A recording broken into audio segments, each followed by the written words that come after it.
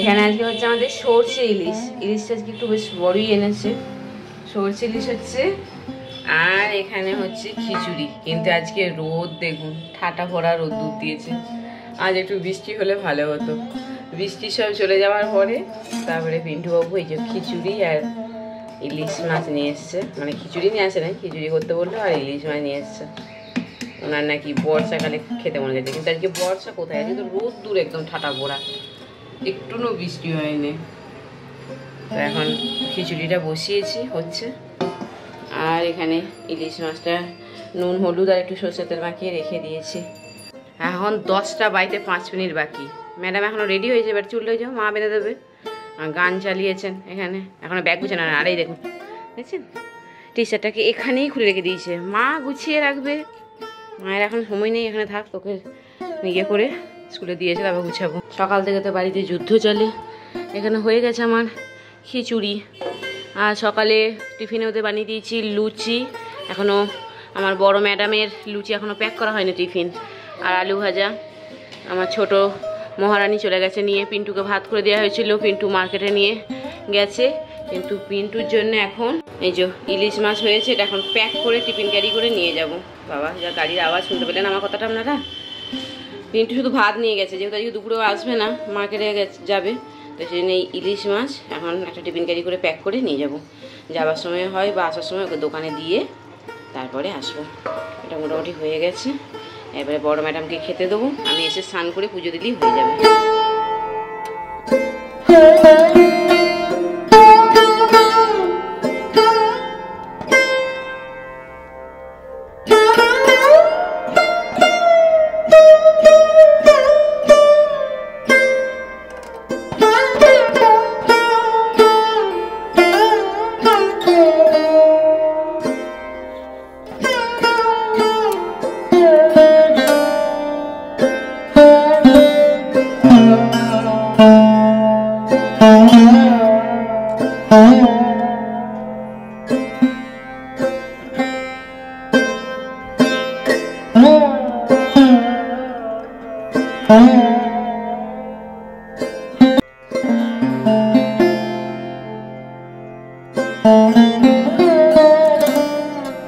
এখানে tiffin pack করা হয়ে গেছে, পিন্টুটাও প্যাক করে নিলাম, আর মেঘাটাও প্যাক করে মেঘাকে দিয়ে দিয়েছে, ও নিয়ে নিয়েছে। আর এই যে খিচুড়ি আমার রেডি। ম্যাডাম এখন টিভি দেখতে দেখতে খাবেন। আমি বললাম এই রুমে বসে খেয়ে নে, ল্যাপটপটা অন করে নিয়ে। না, ওকে ওই রুমেই খেতে হবে, তাও বিছানায় বসে। ওকে ওই বিছানায় বসে, ওই রুমটায় ঠাকুর থাকে তো, বিছানায় বসে ও খাবো বলেন আমার একটুখানি রাগ রাগ হয়ে যায়। এই বিছানার মধ্যে মাছ ফাঁস তুলে খেতে দিতে আমার কেমন লাগে। তাও বললাম যে এইদিকে রুমটাতে সিংহাসন নেই ঠাকুরের, তুই এইদিকে রুমে বসে ল্যাপটপ চালিয়ে দেখে দেখে খা। না, ওইখানেই খাবে। আর এখনকার টিনেজার বয়সের মেয়েদের সাথে জেদ রাগারাগি করে কোনো লাভ নেই। যখন আরও একটু বড় হবে, বুঝতে হবে, তখন নিশ্চয়ই বুঝবে যে মা কেন এই রুমে খেতে মানা করতো। কারণ ওরা নাস্তিক না, ওই জন্য আরও মানে আমার কথাটা শোনে না। তো এরপরে যে মেঘাকে দিতে বেরিয়ে গেছি। Good morning, welcome back to my channel. তো আপনাদের সবাই কেমন আছেন? আশা করি সবাই খুব ভালো আছেন। তো যেটা নতুন ব্লগে আমি আপনাদের সবাইকে স্বাগত জানাই। এখন বাজছে 11:15। এই বাড়ি আসলাম, মেঘাকে দিয়ে এখন ড্রেসেস চেঞ্জ করিনি, স্নান হয়নি। স্নান করবো, ঠাকুরের পুজো দেবো, রান্না করে গেছি, তারপরে খাবো। আমার খেতে খেতে সেই 12:30 1:00, তখন আমার টিফিন খাওয়া হয়। তারপরে মনিকে নিয়ে এসে দুপুরে খেতে খেতে প্রায় 3টে বাজে। এবারে খেয়েই আবার মেঘাকে নিতে যেতে হয়। তো চলুন আমি এখন স্নান করি। আর ওই রুমটা দেখানোর মতো অবস্থা নয়, মেঘা একদম শেষ করে রেখে গেছে, ওটা গুছাবো তারপরে। এখনও বিছানা টিছানা কিছু গুছানো হয়নি, কারণ মেঘা যদি এই রুমে থাকে অবস্থা খারাপ। এটা তো গুছিয়ে নিই, তারপর স্নান করে ঠাকুরের পুজো দেবো।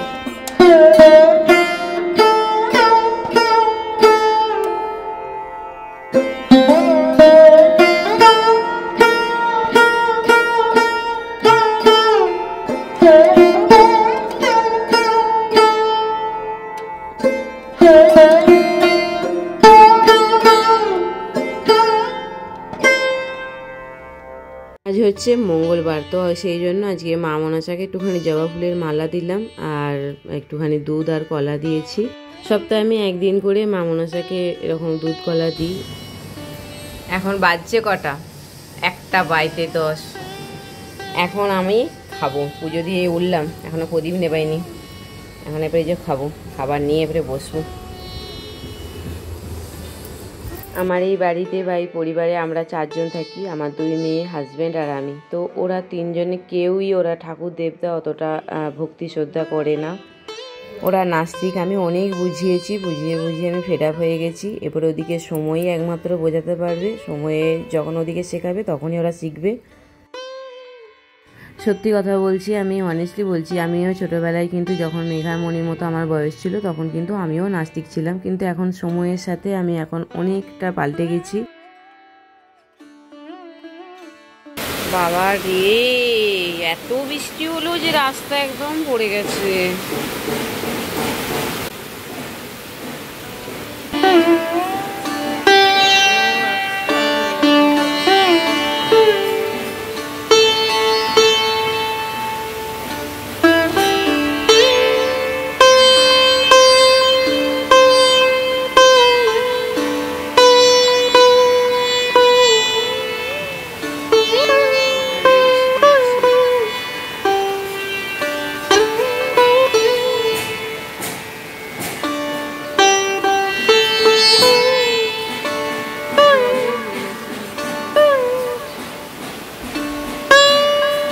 যখন খিচুড়ি রান্না করছিলাম তখনই আমি আপনাদের বললাম এবং দেখালাম যে একদম ঠাটা পড়া রোদ্দুর, আজকে আমি খিচুড়ি আর ইলিশ করছি। আর এখন দেখুন কি অবস্থা, 1 ঘন্টার মধ্যে এরকম অবস্থা হয়ে গেল। আমি মেঘাকে দিয়ে ঠিক সময়ে বাড়ি ঢুকে পড়েছি, তা নাহলে আমিও আজকে ভিজে একদম মানে কাকভেজা হয়ে যেতাম। তো ওখানে বৃষ্টি হচ্ছে, আমার একটু ভালোও লাগছে, কিন্তু রাস্তাঘাটগুলো ভরে গেছে। আমি জানি না মনিকে কী করে নিতে যাব, মনিতে 2:10 স্কুল ছুটি হবে। আমার এই সময়টাতে একটুখানি ভিডিও আপলোড থাকে, তো সেই কাজটি আমি করে নিচ্ছি। আর এই কাজ করতে করতে ছোটো মা আমাকে ফোন করেছে। আর ছোটো মা ফোন করা মানে পুরো আমাদের গ্রামের মানে সমস্ত কার ঘরে কি হয়েছে সেই সব খবর আমাকে দেবে। কার ঘরে শাশুড়ির সাথে বউয়ের কী ঝগড়া হয়েছে, বউমা তার প্রশ্নের উত্তরে কি বলেছে, কিভাবে কোমর বেঁধে ঝগড়া হয়েছে সেই সব বলছে। আর আমি শুনে এখানে হেসে পাগল হয়ে যাই। এই একটুখানি সময় হচ্ছে আমাদের মা আর মেয়ের মধ্যে গল্প করার সময়। এই সময় ছোটো মায়েরও রান্না হয়ে যায় আর আমারও রান্না বান্না হয়ে যায়। আর এই যে ছোটো মা বলছে আর আমি পাগলের মতো এখানে হাসছি। চলুন এখন এবার রেডি হয়ে মনিকে নিতে যেতে হবে, ওর স্কুলের টাইম হয়ে গেছে।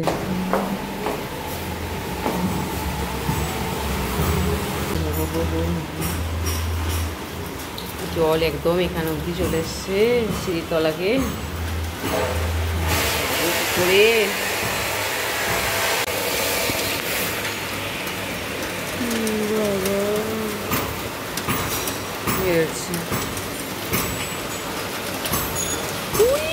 প্রায় 1.5 ঘন্টার মতো এখানে বৃষ্টি হয়েছে, যেন মনে হচ্ছিল না আকাশ ভেঙে একদম বৃষ্টি পড়ছে। এত মুষলধারা বৃষ্টি হলো যে সমস্ত রাস্তাঘাট একদম এইভাবে জলে ভরে গেল।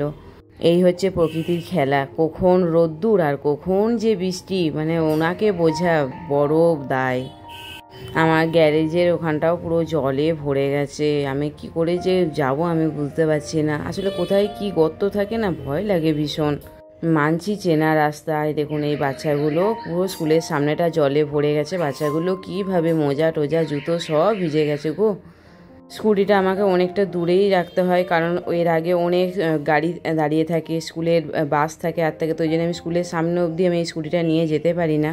স্কুল থেকে একটু দূরে আমি স্কুটিটাকে রাখলাম, রেখে এখন এবারে মনিকে এই জলের মধ্যে দিয়ে চবাং চবাং করে পা ডুবিয়ে যাচ্ছি। এখন ট্রেনের নোংরার জলগুলো পায়ে লেগেছে আর পা এলো না, কিরকম কুটকুট করছে গো, চিরবির করছে, আমার ভালো লাগছে না একদম। আমি তাড়াতাড়ি বাড়ি গিয়ে স্নান করতে পারলে বাঁচি।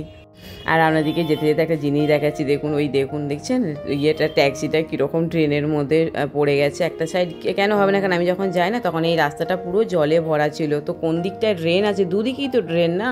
আর বৃষ্টি থামতে সমস্ত গাড়ি ঘোড়া একদম বেরিয়ে পড়েছে, এবারে একে অপরকে সাইড দিতে গিয়ে গেছে একদম ড্রেনের মধ্যে ঢুকে। দেখুন কি অবস্থা, আমার মনে হচ্ছে ক্রেন না নিয়ে আসলে এই গাড়ি আর তোলা সম্ভব হবে না।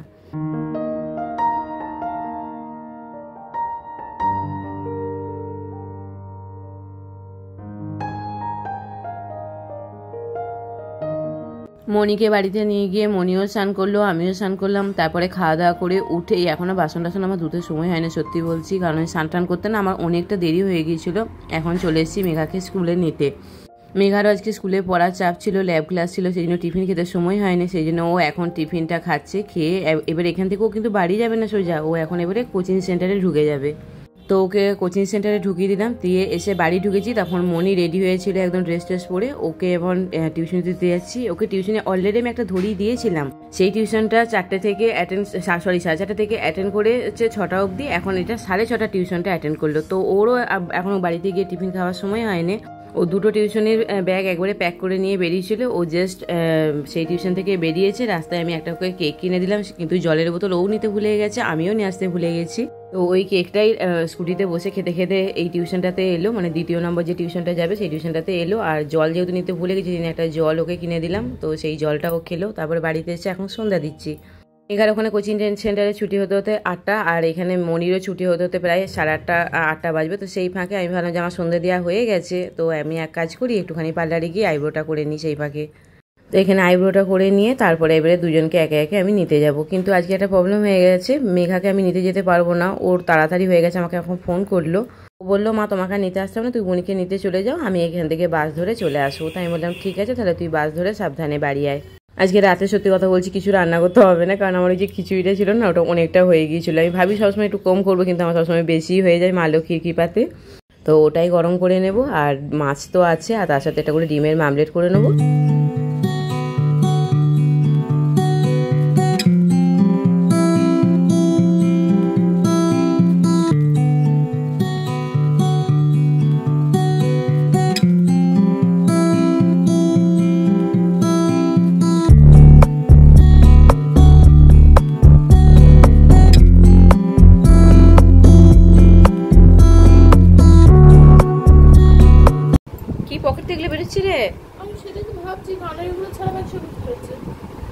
ভালো ভালো 8:30টার সময় বাড়ি এলো, কানে এগুলো পড়িয়ে দিয়েছিলাম, খুলে রেখে দিয়েছে।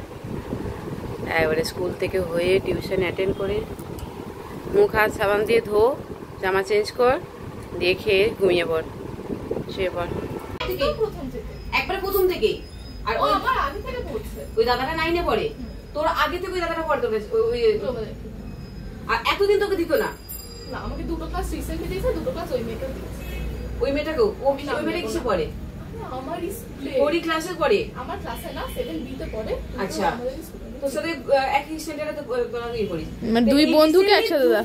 2 সপ্তাহ ধরে তোকে দিচ্ছে, তোকে 10টার মতো চিপস দিয়েছিল। 10টা না, তাহলে 5-6টার মতো। সেটা তুই আমাকে বলিস নি, দেখাস নি। আর এই যখন এত চকলেট দিল ক্লাস শেষ হওয়ার পরে, এই ক্লাসের সময় তোকে ধরে দিয়েছে, এতে তুই কটা খেয়েছিস? থেকে একটা 50 টাকা ডার্ক চকলেট বলবে।